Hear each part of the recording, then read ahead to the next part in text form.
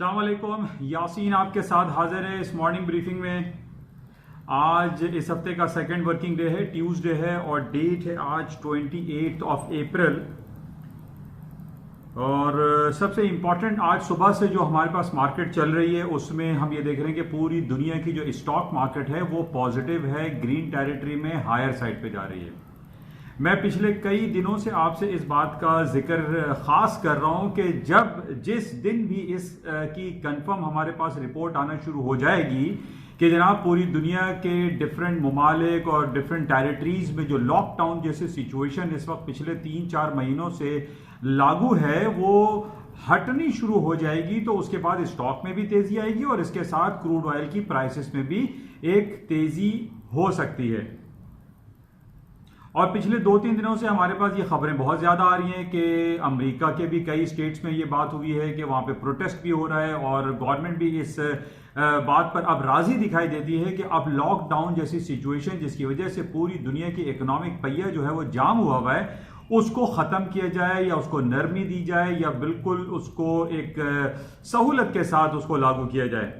तो इस हवाले से हमारे पास फ्राइडे को रिपोर्ट थी कि जनाब दुबई की तकरीबन 30-40% मार्केटें ओपन कर दी गई हैं, लेकिन अभी हमारे पास जो रिपोर्ट है वो उससे कहीं ज्यादा बेहतर है और दुबई की मार्केटों को ओपन किया जा रहा है।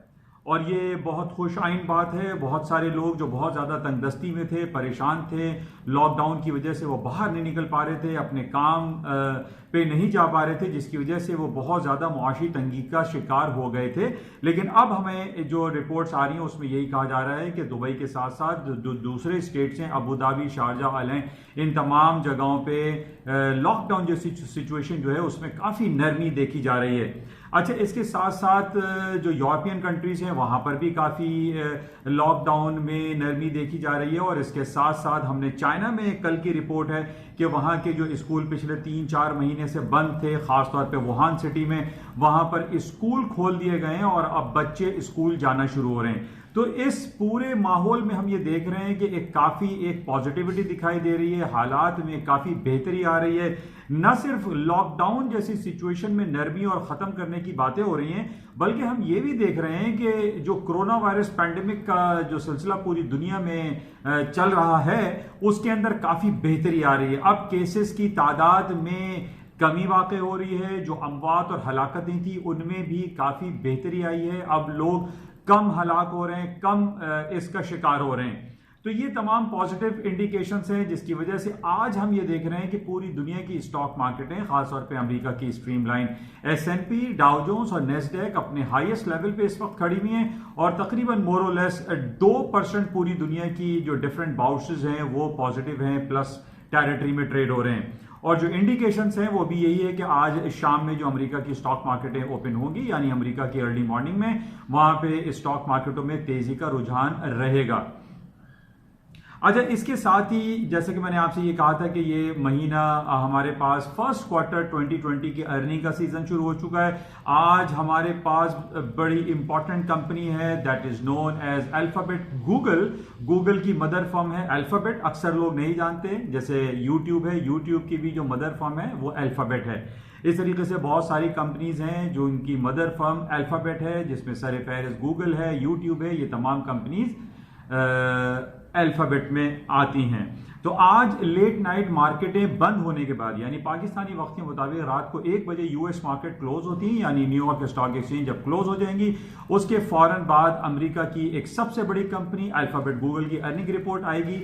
इस वक्त ये कुछ कहना कबल अज़ वक्त होगा कि मैं आपसे ये कहूं कि रिपोर्ट खराब आ रही है या बहुत अच्छी आ रही है, क्योंकि पिछला 3 महीने जो हमारे पास इस पैंडेमिक के हवाले से गुजरा है, पूरी दुनिया की बड़ी बड़ी कंपनीज की जो रिपोर्ट्स हैं उनमें खराबी ही दिखाई दे रही थी। लेकिन 3-4 कंपनीज हमारे पास ऐसी रही जिनमें रिपोर्ट्स बहुत अच्छी आई, जिसमें सर-ए-फहरिस्त था Amazon.com, उसकी अर्निंग रिपोर्ट्स में काफी पॉजिटिविटी दिखाई दी।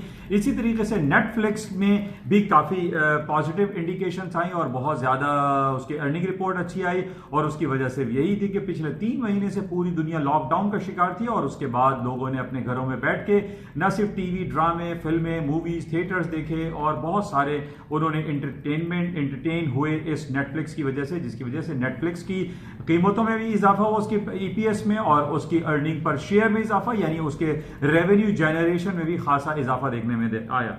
तो आज हम ये कह सकते हैं कि अल्फाबेट गूगल की जो अर्निंग रिपोर्ट है इसमें भी पॉजिटिविटी हो सकती है, क्योंकि अल्फाबेट गूगल की ज्यादातर जो अर्निंग है वो उनके एडवर्टाइजमेंट से है और सारा ऑनलाइन सिस्टम है। इसमें ये कहना नामुनासिब ना होगा कि उसकी रिपोर्ट अच्छी आ सकती है। और जिस तरीके से पूरी दुनिया में लॉकडाउन वाली सिचुएशन जो है वो थोड़ी सी हटती हुई दिखाई दे रही है, जिसकी यानी कमी उसमें वाकई हो रही है, तो स्टॉक मार्केटों में तेजी हो सकती है। बहरहाल ये आज का दिन हमारे लिए बड़ा इंपॉर्टेंट है। उसके बाद हमारे पास 2 दिनों में माइक्रोसॉफ्ट की अर्निंग रिपोर्ट है, ये भी $1 ट्रिलियन कंपनी है, और उसके बाद एप्पल 30 अप्रैल को आएगी।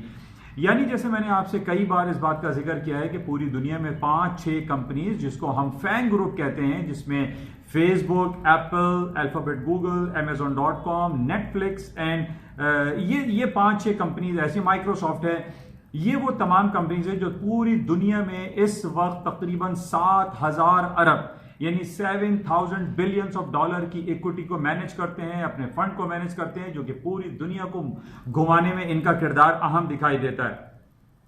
और आजकल हम देख रहे हैं कि सबसे ज्यादा बिल गेट्स का नाम का बहुत ज्यादा चर्चा है, क्योंकि उन्होंने इस कोरोना वायरस पैंडेमिक के हवाले से बहुत ज्यादा पेशरफ की हैं, बहुत ज्यादा काम कर रहे हैं। हालांकि वो एक माइक्रोसॉफ्ट के सीईओ भी रहे, लेकिन अब हम उनको देख रहे हैं कि एज अ फिलैंथ्रोपिस्ट वो ज्यादा काम कर रहे हैं बच्चों के बीमारियों के हवाले से, और अभी इस वैक्सीनेशन के हवाले से भी बिल गेट्स का नाम काफी सामने आ रहा है। लेकिन बिल गेट्स को बहुत सारी तनकीद का भी निशाना बनाया जा रहा है कि इस कोरोना वायरस की वैक्सीन और कोरोना वायरस के फैलाने में बिल गेट्स भी कहीं ना कहीं दिखाई देते हैं। बहरहाल इस हवाले से डिफरेंट रिपोर्ट्स आती हैं, वो आप भी मुताला कर सकते हैं। ये देखें कि ये बेसिकली कोरोना वायरस का जो सिलसिला था इसमें क्या अवामिल थे, ये क्यों हुआ और क्यों कर ये पूरी दुनिया में फैलाया गया या फैला गया।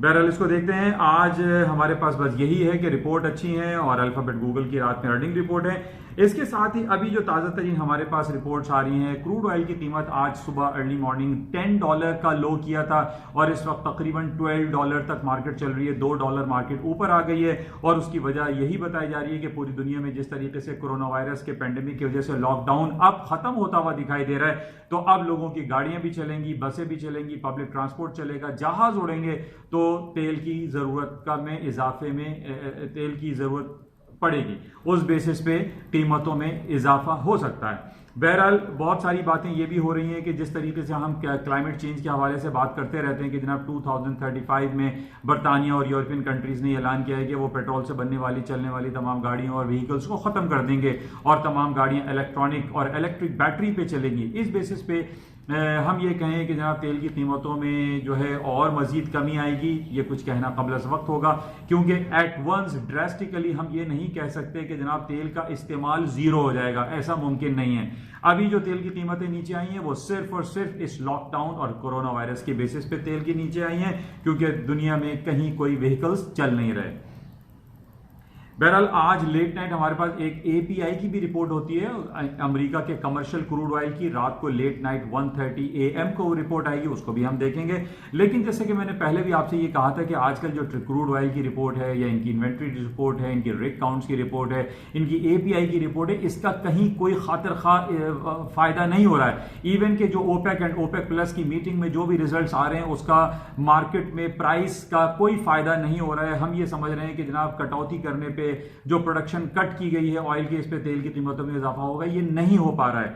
तो बहरहाल अभी भी हमारे पास जो रिपोर्ट्स हैं वो सिर्फ जुड़ी हुई हैं वो कोरोना वायरस के पेंडेमिक लॉकडाउन की वजह से।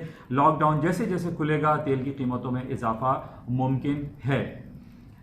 अच्छा, इसके अलावा सोने की हम बात कर लेते हैं। सोने की कीमतों में हम ये देख रहे हैं कि आज थोड़ा सा डाउनफॉल आया है। डाउनफॉल था स्पॉट में 1695 का मार्केट ने हाई लो किया, और जैसे मैंने आपसे कहा है कि 1700 के नीचे गोल्ड की कीमतें नीचे आ सकती हैं, लेकिन इसके लिए जरूरी है कि वीकली या मंथली बेसिस पे 1700 से मार्केट क्लोजिंग नीचे दे। इसको हम डेली बेसिस पे रनिंग मार्केट में हम ये नहीं कह सकते कि 1700 का लेवल टूट गया है, बल्कि हम ये देखते हैं कि वीकली या मंथली या क्वार्टरली बेसिस पे जो मार्केट में क्लोजिंग आ रही है वो क्या 1700 के नीचे है या नहीं है। तो बहरहाल इसको हमें क्लोजली वॉच करना पड़ेगा कि आज की बहरहाल मार्केट में क्या होता है, और वीकली क्लोजिंग जो कि थर्सडे को होगी उसमें मार्केट में क्या सूरत हाल रोनुमा होती है। लेकिन गोल्ड की कीमतों में इजाफा हो सकता है। जिस तरीके से कोरोना वायरस का एक नेगेटिव इंपैक्ट था और मार्केट हायर साइड पे 1750 तक स्पॉट मार्केट गोल्ड की चली गई थी, आज भी हम ये नहीं कह सकते कि गोल्ड की कीमतें बहुत ज्यादा नीचे आ जाएंगी, क्योंकि फिर हमारे पास कोरोना वायरस से हट के अगर हम खबरें देखते हैं तो आज अफगान वायलेंस की हम बात कर रहे हैं कि अफगान में जब से यूएस और तालिबान का इफेक्ट हुआ था, डील हुई थी, उसके बाद वहां पे वायलेंस में इजाफा हुआ है, कमी नहीं हुई। तो इन बेसिस पे गोल्ड की कीमत ऊपर जा सकती है। यमन में उन्होंने एक सेल्फ रूल डिक्लेयर किया है जिसको सऊदी अरब ने निगेट कर दिया है, डिक्लाइन कर दिया है कि हम किसी सऊदी यमन की नई गवर्नमेंट को कबूल नहीं करते। तो अब यहां पर हम देख रहे हैं कि काफी सालों से हम देख रहे हैं कि यमन के बॉर्डर पे जो एडन है और उनके जो बॉर्डर है यानी north Yemen and south of Saudi Arabia में बहुत जंगी कैफियत रहती है। आज फिर हमारे पास ये रिपोर्टें आ रही हैं कि जनाब अफगानिस्तान में और यमन में हालात नासाजगार हैं, जिसकी बेसिस पे गोल्ड की कीमतों में इजाफा नॉर्मली होता है। तो गोल्ड की कीमतों को अभी फिलहाल हम नीचे नहीं कह सकते, इसको हम क्लोजिंग पे देखेंगे वीकली या मंथली पे के 1700 के ऊपर या नीचे मार्केट में होती है। अच्छा, इसके साथ ही आजकल जैसे पेट्रोल की कीमतें नीचे हैं और सबसे ज्यादा जो गाड़ियों का व्हीकल का जो चर्चा है वो है टेस्ला गाड़ी। टेस्ला एक इलेक्ट्रॉनिक गाड़ी है जो बैटरी पे चलाई जाती है और इसके ओनर हैं CEO मिस्टर एलन मस्क, जो कि स्पेस एक्स के भी मालिक हैं और उन्होंने बहुत सारे तजर्बात और बहुत सारी चीज़ें और बहुत सारे इलेक्ट्रॉनिक और व्हीकल्स जो है वो आइटम्स क्रिएट किए हुए हैं, बनाए हुए हैं, इनका बड़ा नाम है। और बहरहाल टेस्ला के जो शेयर्स हैं उनकी कीमतों में हम दोबारा इजाफा देख रहे हैं, क्योंकि जिस तरीके से ये बातें जोर पकड़ती चली जा रही हैं कि तेल का इस्तेमाल दुनिया में कम हो जाएगा, ख़त्म हो जाएगा और बैटरी पे गाड़ियाँ चलेंगी, जिसकी वजह से हम टेस्ला की कीमतों में पिछले हमने देखा था तकरीबन $1700 तक इसके मार्केट प्राइस हो गई थी, लेकिन आज तकरीबन 700, 750, 800 तक टेस्ला की कीमतें चल रही हैं। लेकिन इसमें काफ़ी पोटेंशियल दिखाई दे रहा है, टेस्ला की कीमतों में इजाफा हो सकता है। बहरहाल ये कुछ ताज़ा तरीन सूरत हाल थी, आपके साथ शेयर की गई। मार्केट में आज कुछ खबरें पॉजिटिव हमें दिखाई दे रही हैं, जिसकी वजह से पूरी दुनिया की स्टॉक मार्केटें आज पॉजिटिव हैं ग्रीन टेरिटरी में। इंशाल्लाह राब्ता रहेगा। जाते हुए मैं आपसे ये रिक्वेस्ट करूंगा कि यूट्यूब चैनल को आप सब्सक्राइब करें, लाइक करें, शेयर करें और बेल आइकन को भी प्रेस करें ताकि आपको लेटेस्ट अपडेट्स मिलती रहें। Thank you.